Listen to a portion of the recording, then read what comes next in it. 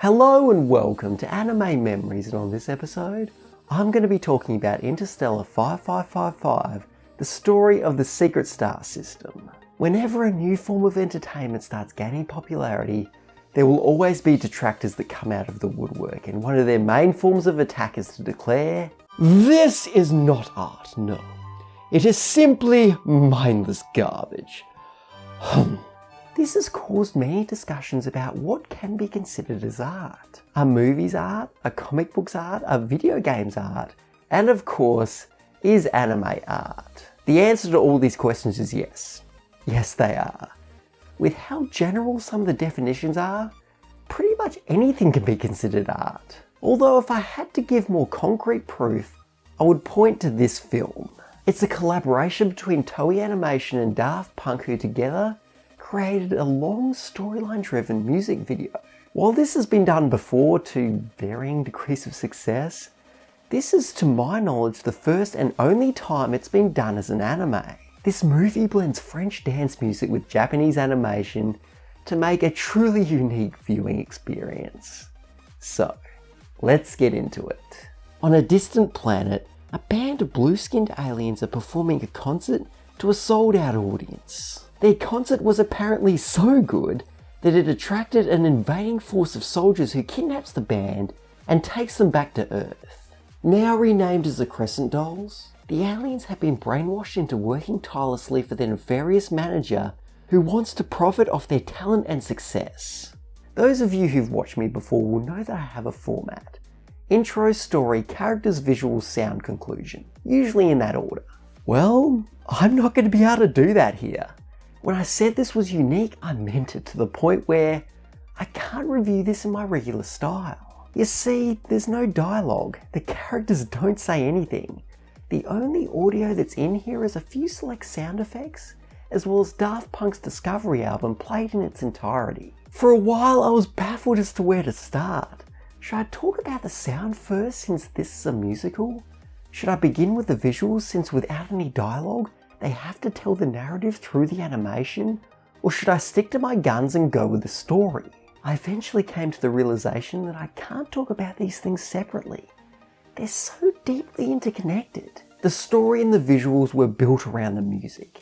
Every event in the plot was made to match the tone of each individual song.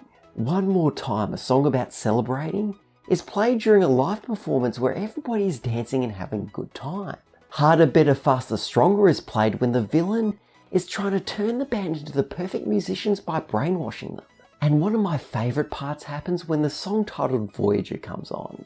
It's a very emotionally ambivalent scene, and this track perfectly encapsulates that by being somber yet uplifting. There is an extremely high level of synchronization between all the aspects of this anime. The story, visuals and music always align with each other.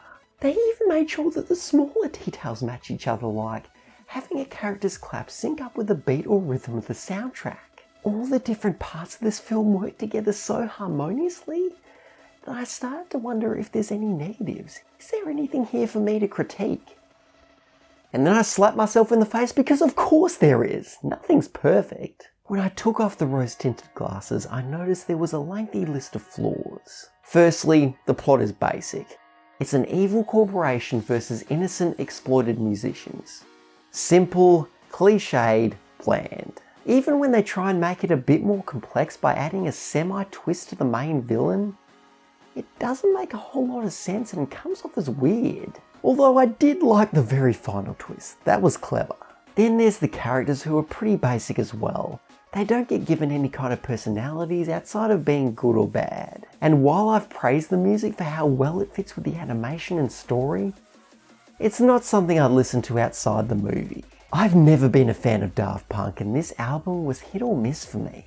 I adore Digital Love, which gives me goosebumps every time I hear it. But then there's the track Crescent Dolls, which is basically a bunch of people yelling "hey" and other unintelligible phrases over a series of annoyingly high-pitched bleeps and bloops. So what we have here is a bunch of mediocre to average elements that aren't remarkable on their own. However, through some miracle, when they're all put together, they create a film that's outstanding. This is the textbook example of better than the sum of its parts. It almost doesn't matter that the individual aspects are flawed when the overall product is this amazing. Now, while I've combined most of the sections of this review, I have to talk about the visuals on their own for a bit because they are simply stunning. The very first shots take place in space, which is commonly known for being barren and dull, but they made it look so colourful. In fact, every setting has a ton of vibrance. The Las Vegas-ish city, the alien planet, and the dream scenarios all look incredibly lively. This must have had some serious money poured into it.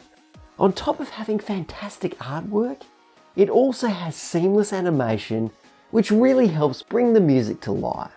Another thing that I loved was the decision to go with Toei Animation. They brought their distinct style to the character design, which is reminiscent of anime from the 80s. It was refreshing to see many different looking people with a wide variety of faces and body types. The animators clearly brought their A game to this. Even 15 years later, these visuals hold up extremely well. I can understand that with how different this film is, some of you might still be unsure about whether this is worth your time. It's an artistic musical with no dialogue. You'd think that from that it would only appeal to a small portion of people. However, let me reassure you a bit. I am not into art house movies, and yet this is still one of my most beloved anime films, so please, step outside your comfort zone, give this a go. So anyway, thank you very much for watching. If you enjoyed this video, please leave a like. If you have any feedback, feel free to leave a comment, and if you want to see more, feel free to subscribe as well. Thanks again, and I'll see you next time.